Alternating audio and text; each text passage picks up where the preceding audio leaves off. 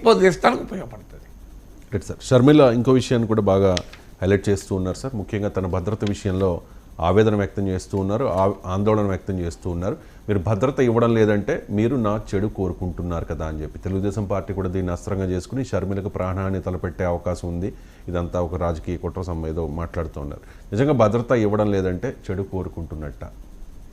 భద్రత ఇవ్వకపోవడం అయితే తప్పే కదా. చెడు కోరుకుంటున్నారా కోరుకోవడం లేదా అనేది తర్వాత సంగతి. నువ్వు కోరుకున్నా కోరుకోకపోయినా భద్రత ఇవ్వకపోవడం అనేది తప్పే.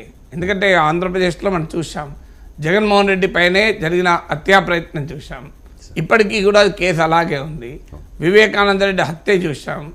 సో ఇవన్నీ చూసిన తర్వాత వైఎస్ షర్మిల ఆంధ్రప్రదేశ్లో బహిరంగ రాజకీయ కార్యాచరణలో ఇన్వాల్వ్ అయి జగన్మోహన్ రెడ్డి ప్రభుత్వ వ్యతిరేక ప్రచారాన్ని చేస్తున్న సమయంలో సోషల్ మీడియాలో వైసీపీ అనుకూలులు షర్మిల పైన రెచ్చిపోతున్న వేళ షర్మిలకు భద్రత అయితే అవసరం కదా, అనుమానం లేదు. ఎందుకంటే రాజకీయ నాయకులు ఒక మాటని వదిలేయచ్చు, కానీ కింద పార్టీ శ్రేణులు ఒక రకమైన ఉన్మాదంతో ఊగిపోతుంటారు అన్ని పార్టీల్లో కూడా.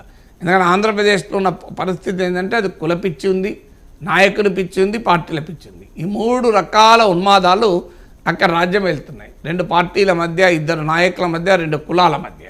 సో ఈ ఉన్మాదం ఎక్కడికైనా పోయే ప్రమాదం కూడా ఉంది. అందువల్ల ప్రజల్ని చాలా తీవ్ర స్థాయికి ఉద్వేగాలను 2 వైపులా రెచ్చగొడుతున్నారు. అలాంటి పరిస్థితుల్లో షర్మిలకు భద్రత అనేది కీలకం. సో ఆ భద్రత కల్పించకపోతే అది ఖచ్చితంగా తప్పే. ఇక దానికి ఆమెకు హాని చేయాలని కోరుకుంటున్నారా, ఆమెకు జగన్ చెల్లి అయినా హాని చేస్తాడా, ఇవన్నీ అనవసరమైన చర్చలు. సో ఆ ఇంటర్ప్రిటేషన్లతో సంబంధం లేదు. సో షర్మిల భద్రత కోరుకుంటున్నా కోరుకోకపోయినా అది అక్కడ అన్నా చెల్లెల వ్యవహారం కాదు. షర్మిల రాష్ట్ర కాంగ్రెస్ నాయకురాలు, she's a part of public life. అందువల్ల పబ్లిక్ లైఫ్లో యాక్టివిటీ చేస్తున్న వారికి ప్రభుత్వము భద్రత కల్పించడం, రక్షణ కల్పించడం ప్రభుత్వం బాధ్యత. రైట్ టు లైఫ్ అనేది ఫండమెంటల్ రైట్. అందువల్ల right to free political activity అనేది హక్కు కనుక దానికి అవసరమైన భద్రత కల్పించాల్సిందే. Right sir. ఇక వెంకటేష్ నేత, పెద్దపల్లి బీఆర్ఎస్ ఎంపీ